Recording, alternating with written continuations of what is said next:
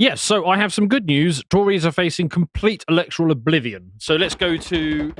This is good news. This comes with bad news. No, it's mainly good news. This definitely comes with bad news. Well, there's touches of it, but I think it's mainly a good thing. So here we are. So this poll has come out with the Telegraph and YouGov, and apparently they've polled 14,000 people, and it looks like that the Tories are facing a massive wipeout. Now you'll miss this if you're listening, but for those of you watching, so there's what the map on the left looks like when Tories win an 80-seat majority, and as you can see, it's basically all blue. This is what happens when Tories say, "Don't worry, we'll kick out the foreigners."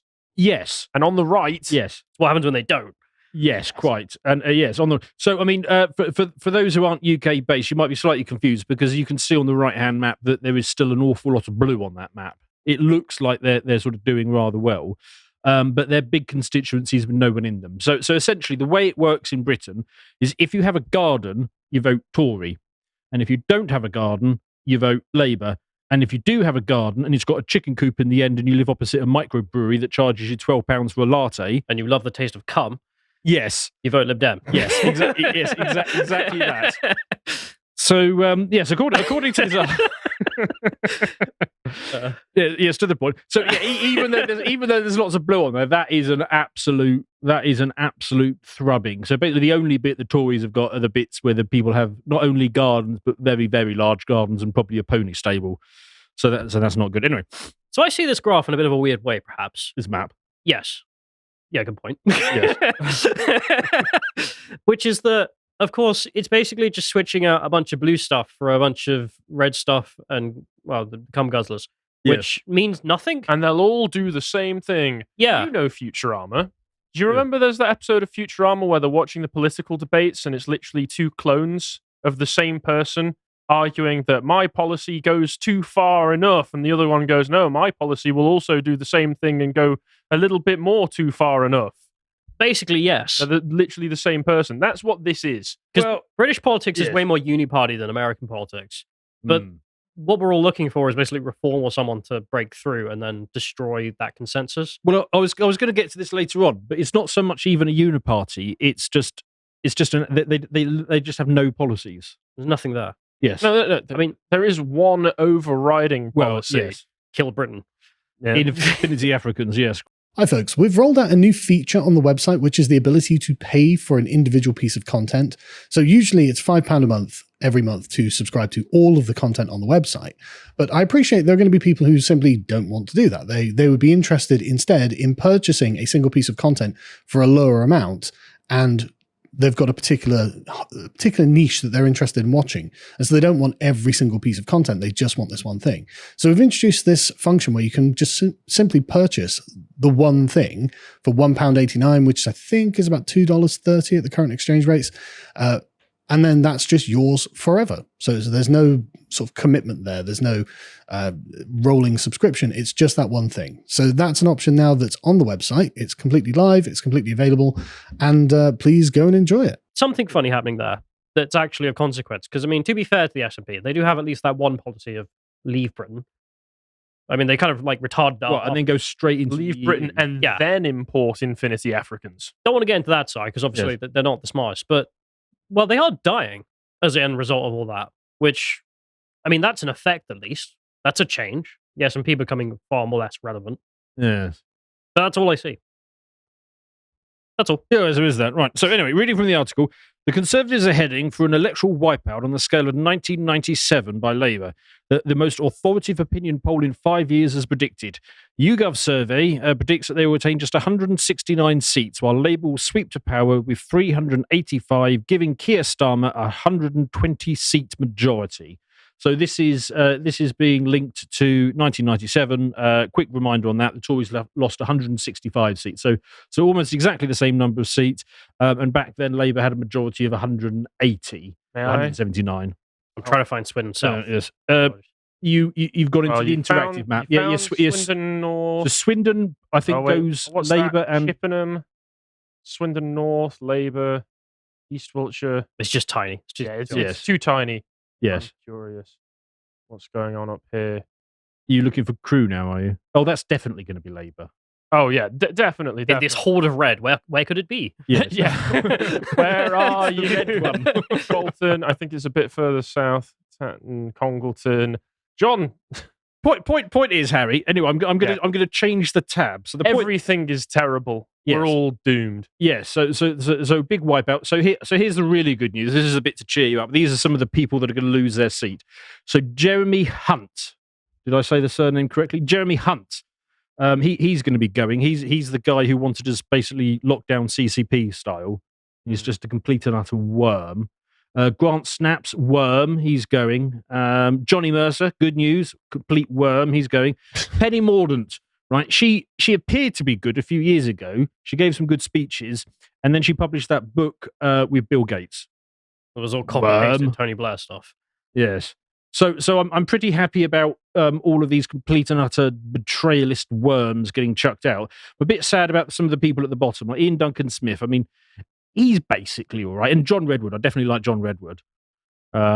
So even Lee Anderson's good. Yeah, even a few of the proper Tories are going to get, which there's not many of them, and I will be coming to that. Anyway, so apparently this poll that they did, it was commissioned by a group of Conservative donors, and it surveyed 14,000 people, which is around 7 times as many people as a normal poll. Was this commissioned by like conservative sadomasochists? Or It was commissioned by How much are we going to get fucked? Exactly. How deep is it going? Pretty bad. Well, very deep and ruthlessly hard. A group working with Lord Frost. So Lord Frost was all right as well, actually. He was okay. So it's basically a group of proper Tories saying, maybe this shit isn't working. Maybe we could do some actual conservatism. Of course, they won't. And apparently the methodology they used is the same methodology that successfully predicted 2017, 2019, and the votes in Australia and Spain. So it's got something to it. Anyway, so why might this be happening? Well, it could be because of the relentless string of betrayals, I'm thinking. That could be a key factor in it. And it's very difficult with the Tories to figure out which is the top betrayal. But I've decided in my little list that it's going to be 2 years of house arrest, your grandmother having to die in solitary confinement with nobody around her, mandating of the you-know-what that led to a high number of you-knows-whats, and a lot of people are seriously you-know-what from the you-know-what. We can't talk about it on YouTube, but basically they pushed something, they locked us in our homes, and they made Granny die alone. And then imported a million Africans because... Well, that's number 2 on my list. So number 1 on my list, I think that people know this. So I don't think the normies, if they spoke to opinion pollsters, would say, I got duped over COVID. But I think they all know it. Everybody knows, because none of them are having the you-know-what anymore. Yeah. Right. And whenever I speak to people, I say, okay, wasn't it awful that, your grandma was locked in the home for 2 years and had to die alone? So they get all of that. They're not willing to admit that they were played like absolute patsies and they walked around like fools with those bloody masks on their face. But you go back and look at the pictures. Yeah. And there's like... people had their wedding photos with masks on. Yeah, well, even more mad is, for example, the people who are in a band, and there's 10 of you in the band at some recital, right? So they all sit in their little booths with a hole in the mask so they can play the instrument. Yeah. And you just look at them and you think, I mean, that was considered mad at the time, but looking back at it now, like properly mental. I think most people... Everyone there is mentally ill to think that did anything. I genuinely think most people have some form of brain worm. That's the only thing that can explain that. Also, everybody who decided like the eat out to help out scheme, where COVID suddenly wasn't infectious as long as you were sitting down at a table eating. Yeah, even if you were sat next to a table and somebody was coughing there. No. It was only when you stood up, wasn't it? COVID then it activated. COVID being a proper British disease, new proper etiquette. Yes, it would trigger if you're having a Scots egg, but not if you were having a full meal was okay. Yes, it was nonsense. Anyway, so that was nonsense, and I don't think people could admit it. But you're seeing governments all over the world thrown out if they were the party in charge during lockdowns. So I think that's the biggest betrayal. The second biggest betrayal is probably Infinity Africans.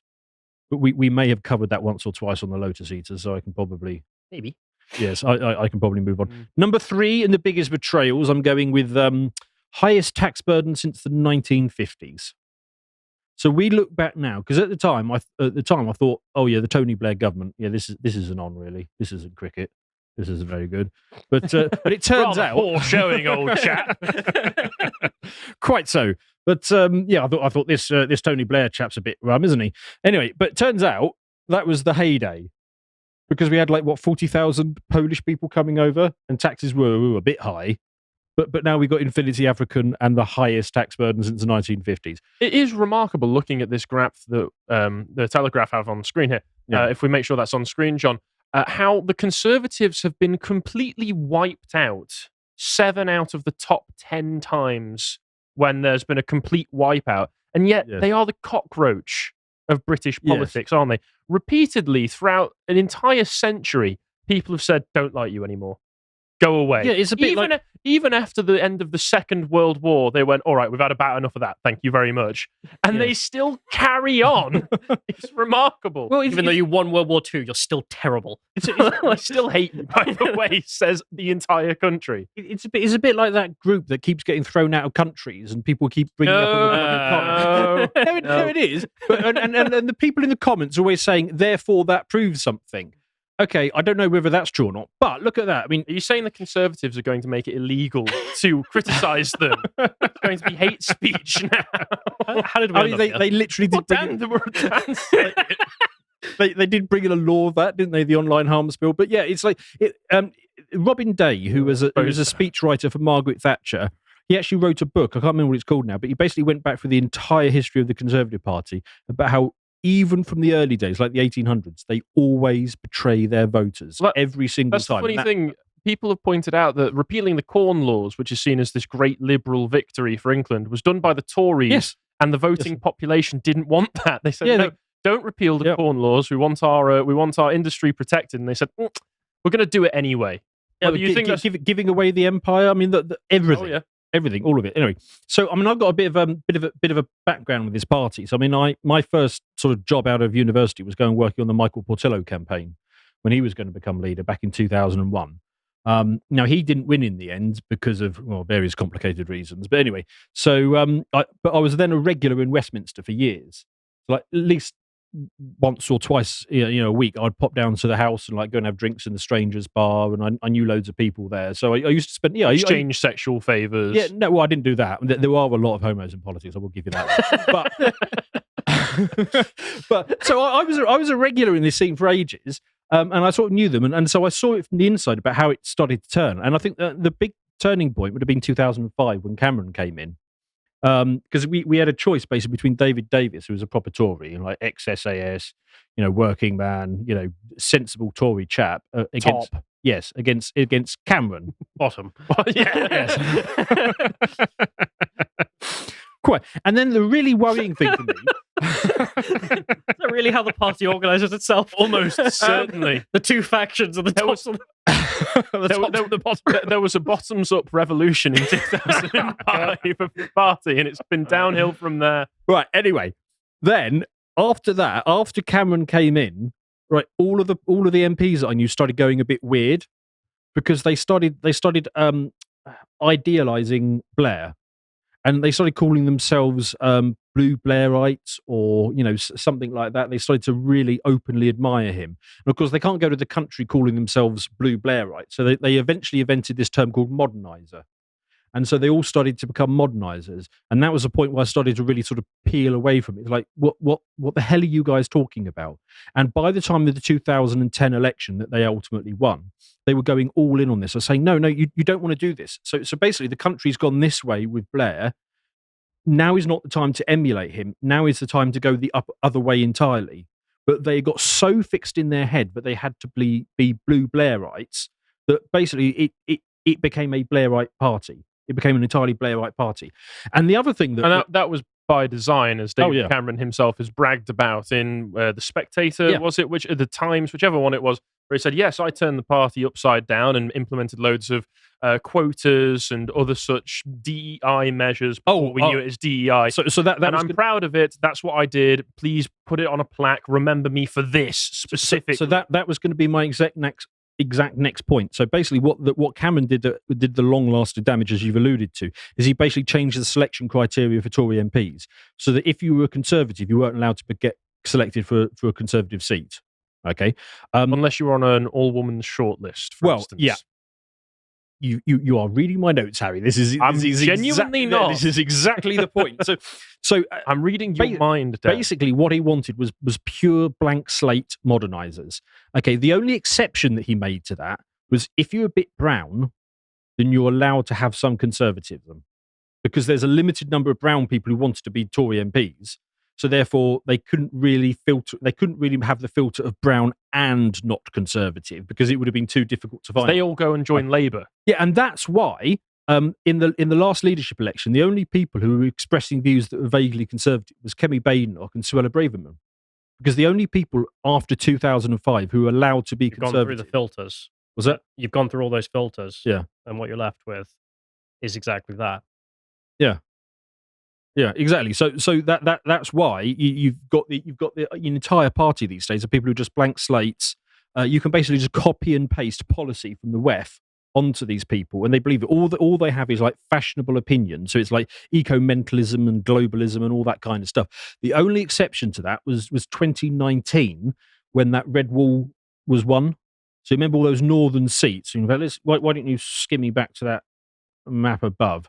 Well, I assume this is because people didn't actually expect them to win all those seats. Yeah. So they just selected like local people. It turns out local people were not weird mentals. Yes, exactly.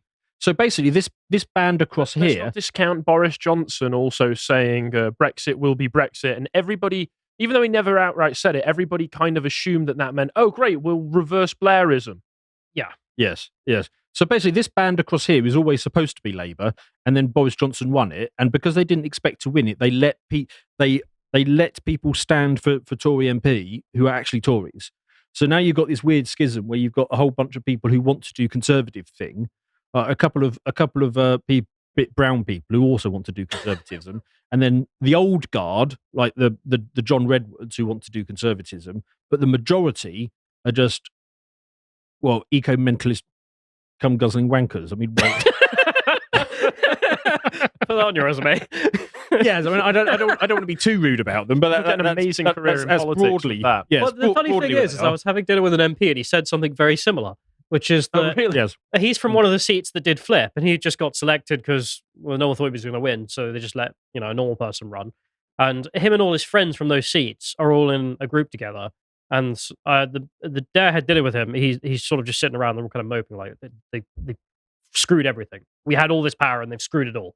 Yep. I asked him, well, what does he see the problem as? And he said safe seats, because the safe seats are full of, he didn't use those exact words, but come guzzling wankers. Yes. Who will literally just go along with anything because they want a quiet life. They're all blank paycheck. slate modernisers, which is exactly the express purpose of what Cameron did.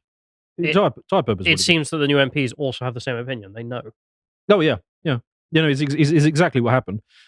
So a quick recap of the leaders we've had over this Tory government, because they like to do this Doctor Who thing where they regenerate every time they get a new leader, and they get gayer and gayer each time. But anyway, it is now 13 years of this Tory government, and so let's go through it. So you got Cameron, who betrayed his voters, and the party loved him. Then you got Theresa May, because David Cameron expected to be able to betray his voters by putting the Brexit referendum out to the people, and he was expecting to get a solid Remain for that, so that was how he was going to be betray his voters, and he kind of ousted himself after that. After that, we got Theresa May, whose entire job was to betray her voters for 3 or 4 years. She just wouldn't give us Brexit, and she's the person, when the Americans make fun of us quite correctly about do you have a permit for that, she's the one who wanted to bring in a literal wanking license. Yeah. So if you wanted to go to the to the newsagents and buy a porno, you had to get a license to say, scratch off 12-digit code. One wank allowed. She also was appearing at things like Pink News conferences, and she was really big on pushing the LGBT stuff. Yes. So she betrayed us, right? Then you had Boris Johnson.